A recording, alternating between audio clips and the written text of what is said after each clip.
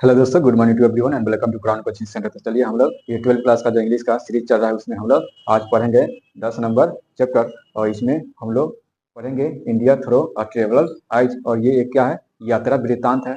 इसके पहले हम लोग 9 नंबर चैप्टर तक काफ़ी इजीली कंप्लीट कर लिए। उसका जो भी समरी था, उसका जो भी रिलेटेड क्वेश्चन था, उसको हम लोग कवर कर लिए। तो आप लोगों में जिन विद्यार्थियों ने पीछे वाले वीडियो नहीं देखे उसको आप लोग देख लीजिए, ताकि ये अपने आप में कॉन्फिडेंस आ जाए और टेक्स्ट बुक से जो भी क्वेश्चन बने उसे आप लोग इजीली ये सॉल्व कर सकें। तो आज हम पढ़ रहे हैं India through a traveller's eyes. तो इसको हम लोग पढ़ेंगे।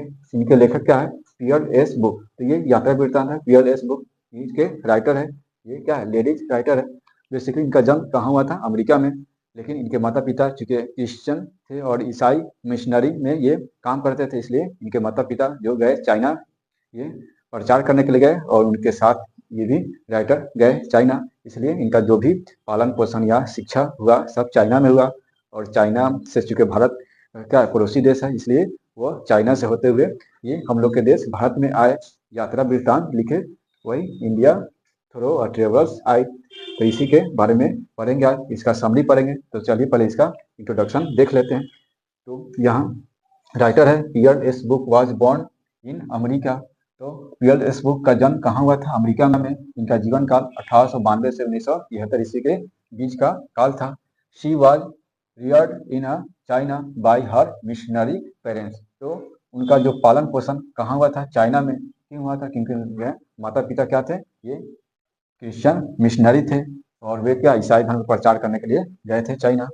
She was educated in Chinese university. इसलिए क्या है, उनका जो भी शिक्षा हुआ वो चाइना में हुआ। चाइना यूनिवर्सिटी से उन्होंने क्या शिक्षा प्राप्त की। सी became a famous traveller and memoirs.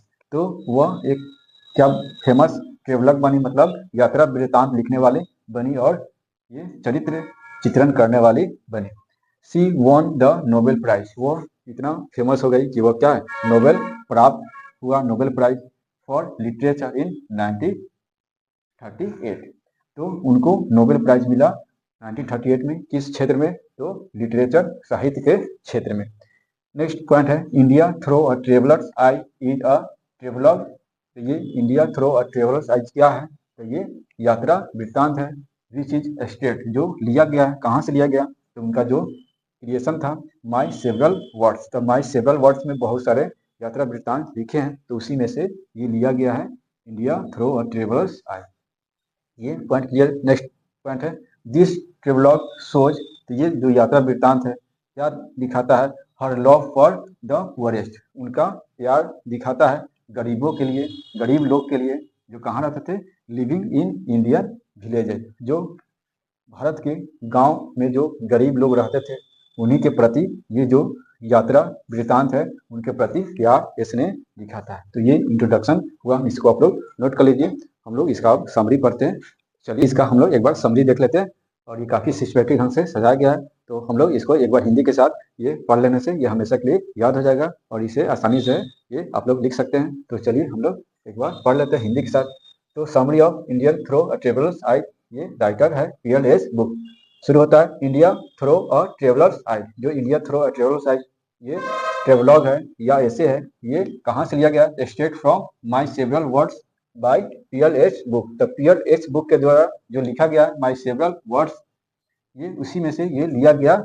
ये क्या है, India through a traveller's eyes travelogue या ये ऐसे है। इन दिस ऐसे, इस ऐसे में क्या है, she has expressed her deep love and affection for Indian people. तो इस जो ये यात्रा है इसमें क्या अपना व्यक्त कर रही है, तो वह जो लेखिका है वो अपना डीप लव एंड एफेक्शन, अपना गहरा प्रेम ये और स्नेह को व्यक्त कर रही है भारतीय लोगों के प्रति, भारतीय लोगों के लिए। द राइटर फिर नेक्स्ट कहती है, the writer says about her visit to India. और अपनी यात्रा के बारे में वह बताती हुए वो क्या कहती है, सी सेज, वह कहती है कि she went to India not to see the Taj Mahal, Fatehpur Sikri और एनी अदर हिस्टोरिकल प्लेसेस। तो वह कहती है कि हम जो गए थे वो भारत, वो ताजमहल देखने या फतेहपुर सीकरी या इसी प्रकार अन्य हिस्टोरिकल प्लेस देखने ये नहीं गए थे। मेरा मकसद था गांव के जो कल्चर है, गांव के जो किसान हैं, गरीब लोग कैसे, ये उनका रहन सहन जो है उसी को हमको देखना था, विजिट करना था। फिर भी क्या है, what I also C saw all these things. और इसके अलावा क्या है, उस गांव के ये लाइफ देखने के बाद भी, गांव के जो गरीब किसान को क्या ये भ्रमण करने के बाद भी सब क्या हम ये सब भी हिस्टोरिकल प्लेसेस घूमे। She visited India to see and listen, वह गांव क्या भारत की यात्रा की, to see and listen to two groups people, वह दो लोग के क्या वह ग्रुप को देखना चाहती थी। The young intellectual in cities, जो एक पहला ग्रुप था, जो जो यंग युवा है लोग जो सिटीज में बड़े बड़े मेट्रो सिटी में रहते हैं, शहरों में रहते हैं, उसको देखना चाहती थी। And the peasants in villages, और जो गांव में जो रूरल एरिया में जो रहते हैं किसान लोग, उनकी लाइफ के बारे में ये देखना चाहती थी।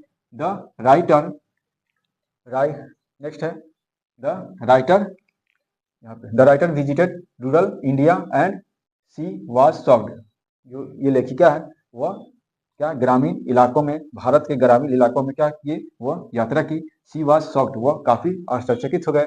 टू सी, देखकर, मिजरेबल कंडीशन, तो गांव के जो किसान जो लोग थे, गरीब जो फैमिली जो के थे, जो काफी क्या वह गरीबी में जी रहे थे, उनकी कंडीशन को देखकर वो जो राइटर है काफी ये शॉक्ड हो गई। और पीजेंट, गांव के जो किसान की हालत था, कृषक जो लोग थे, उनकी स्थिति देखकर वह काफी शॉक्ड हो गई। She found worse condition than Chinese peasant, और वह क्या वह कंपेयर की अपने जहाँ चाइना में रहती थी, वह फाउंड क्या वह अपने क्या वो सबसे बुरी स्थिति पाई इसके कंपेयर में, जो वहाँ के किसान चाइना में रहते थे उसके अपेक्षा ये काफी यहाँ के लोग गरीबी, काफी तंगी मुसीबत में ये लोग गुजारा कर रहे थे। The writer was very much impressed, जो राइटर थी वो काफी भारतीय लोगों से प्रभावित हुई। बाय इंडियन कल्चर, भारतीय सभ्यता संस्कृति, उनके रहन सहन से।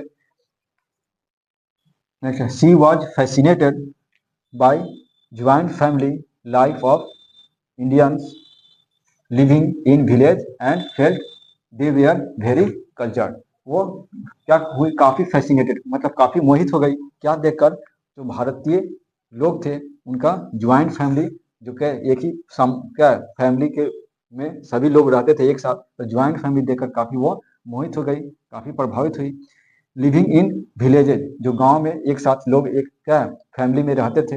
And felt they were very cultured, और काफी वो महसूस की, क्या महसूस की कि क्या दे आर वेरी कल्चर्ड, ये जो गांव में काफी कल्चर्ड है, काफी मतलब वो संस्कृति सभ्यता में बंधे हुए हैं। एंड डीपली रिलीजियस, और काफी वो लोग धार्मिक है, अपने धर्म के अनुसार ही वो लाइफ बिताते हैं। तो गांव के जो लोग हैं वो काफी कल्चर्ड और डीपली ये रिलीजियस, जो देखकर वो काफी प्रभावित हुई। सब लोग क्या ज्वाइंट फैमिली में थे, तो ये सब देखकर वो काफी मोहित हो गई। Indians had a great respect, भारतीयों को क्या एक बहुत बड़े रिस्पेक्ट का बहुत इज्जत देते हैं इसके अपने नेताओं के लिए। तो वही कह रहे, Indians had great respect for their leader, तो भारतीयों को अपने नेताओं के प्रति काफी ये रिस्पेक्ट रहता है। इन दियर ओपिनियन, उन लोगों के विचार से, उन लोगों के विचार से मतलब भारतीयों के विचार से, a man could be their leaders, एक आदमी वही नेता बन सकता है।